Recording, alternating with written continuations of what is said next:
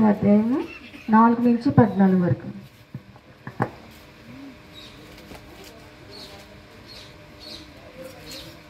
చూడగా నీవు పుట్టిన నాడు నీ నాభి సూత్రము కోయబడలేదు.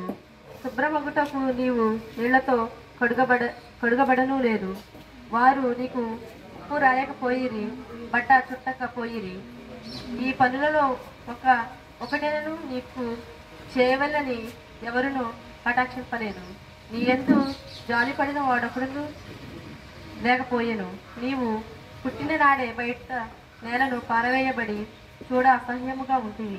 అయితే నేను నీ యొద్దకు వచ్చి రక్తములో పొల్లుచున్న నిన్ను చూచి, నీ రక్తములో పొల్లియున్న నీవు బ్రతుకుమని నీతో చెప్పితిని. నీవు నీ రక్తములో పొల్లియున్నను బ్రతుకుమని నీతో చెప్పితిని. మరియు నేల నాటబడిన చిగురు వృద్ధి అగునట్లు నేను నిన్ను వృద్ధిలోనికి తేగా నీవు ఎదిగి పెద్దదానివై ఆభరణ భూషితురాలవైతివి.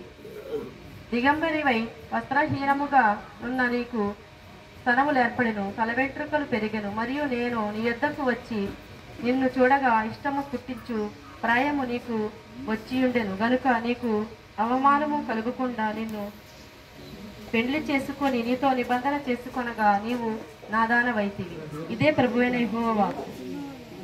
అప్పుడు నేను నీళ్లతో నిన్ను కడిగి నీ మీదనున్న రక్తమంతయు తుడిచి నిన్ను నూనెతో అంటి విచిత్రమైన కుట్టు పని చేసిన వస్త్రము నీకు ధరింపచేసితిని. సన్నమైన ఎర్రని చర్మముతో చేయబడిన పాదరక్షలు నీకు తొడిగించితిని. సన్నపు అవిసనార బట్ట నీకు వేయించితిని. నీకు పట్టుబట్ట